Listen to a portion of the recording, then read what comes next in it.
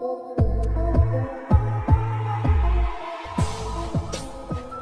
NASA never returned to the moon? 20 जुलाई 1969 ये वो तारीखी दिन था जब इंसानों का पहला कदम चांद पर पड़ा था। अमेरिकी एस्ट्रोनॉट नील आर्मस्ट्रॉन्ग नासा के बनाए गए अपोलो 11 मिशन के जरिए चांद पर कदम रखने वाले पहले इंसान बने थे। अपोलो 11 की सक्सेस के बाद नासा ने चांद पर इंसानों को फिर से भेजने के कई और मिशन भी बनाए और वो थे अपोलो 12, अपोलो 14, अपोलो 15, अपोलो 16 और अपोलो 17। नासा के ये सारे मिशन कामयाब रहे थे और 14 दिसंबर 1972 में अपोलो 17 नासा का किया गया आखिरी मैन मिशन था। यूजीनी एंड्री सर्नान चांद पर कदम रखने वाले आखिरी इंसान थे और उसके बाद दुनिया की किसी भी स्पेस एजेंसी ने इंसानों को चांद पर नहीं भेजा। मतलब नासा ने 1969 से 1972 यानी 3 सालों में 12 एस्ट्रोनॉट को चांद पर भेजा था, लेकिन उसके बाद आज तक कोई भी एस्ट्रोनॉट चांद पर नहीं गया। लेकिन ऐसा क्यों? क्या चांद पर ऐसा कुछ भी नहीं बचा था जिसकी खोज में एस्ट्रोनॉट को वहां भेजा जाए, या नासा ने अपोलो मिशन में कुछ ऐसा देखा था जिसको आज तक दुनिया से छुपाया गया है? ऐसी कौन सी वजह है जिसकी वजह से इंसान दोबारा चांद पर नहीं गया? वेल, आज की इस वीडियो में हम ऐसे ही कई भयानक सवालों के जवाब जानेंगे।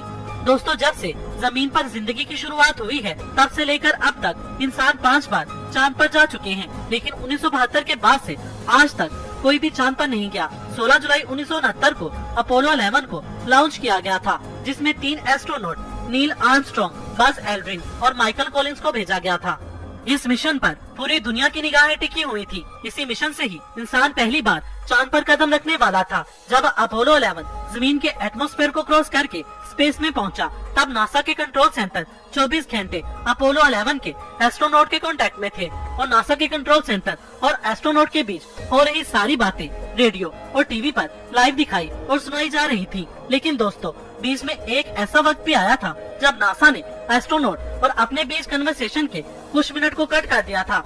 दोस्तों, कोई भी इंफॉर्मेशन वेरीफाई होने के बाद ही टीवी और रेडियो पर सुनाई और दिखाई जा रही थी, लेकिन उस 2 से 3 मिनट की कन्वर्सेशन में ऐसी क्या बात हुई थी जो पूरी दुनिया से छुपाई गई थी? वेल, कई बड़े हैकर्स ने नासा के कुछ सिस्टम को हैक कर लिया था, जिसमें उन्हें 2 मिनट की ऑडियो मिली थी। क्या था उस ऑडियो में, आप भी सुने।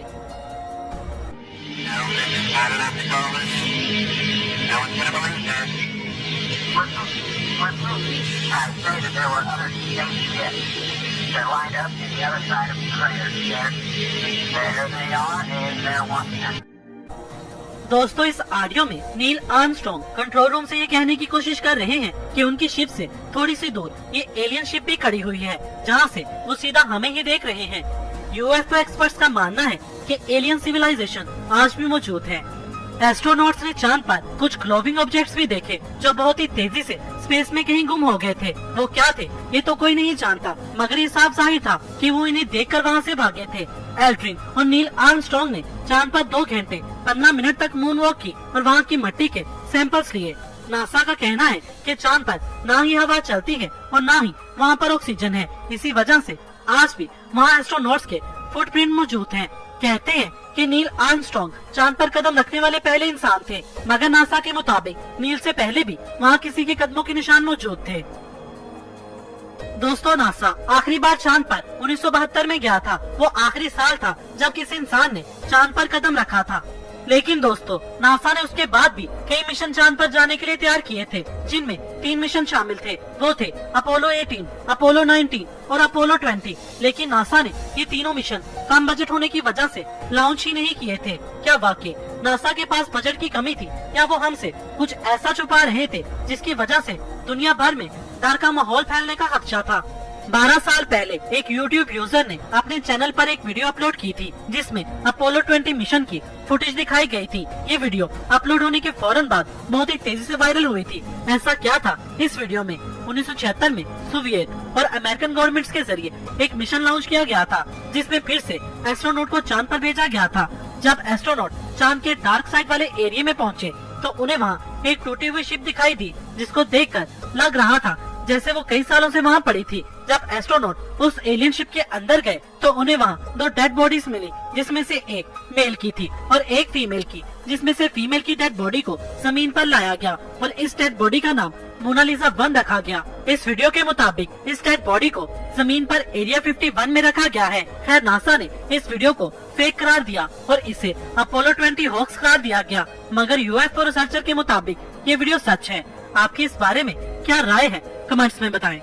एक तरफ नासा एलियन के वजूद से इनकार करता है, तो दूसरी तरफ अपोलो 17 के ठीक 5 साल बाद स्पेस में वर्जर 1 और वर्जर 2 स्पेस क्राफ्ट भी भेजता है, जिसमें उन्होंने जमीन और इंसानों की 116 तस्वीरें और अलग अलग जबानों में गाने गोल्डन रिकॉर्ड में कैप्चर करके स्पेस में भेजे थे। नासा ये क्यों चाहता है कि ये गोल्डन रिकॉर्ड किसी एलियन सिविलाइजेशन के हाथ लगे और वो हमारे बारे में जाने, और इस गोल्डन रिकॉर्ड के मिलते ही वो हमारी दुनिया तक आसानी से पहुंच सके। अगर आप चाहते हैं कि इस वीडियो का पार्ट 2 भी बने, तो कमेंट सेक्शन में पार्ट 2 लिखें। आपको ये वीडियो कैसी लगी, कमेंट सेक्शन में हमें अपनी कीमती राय से जरूर आगाह कीजिएगा।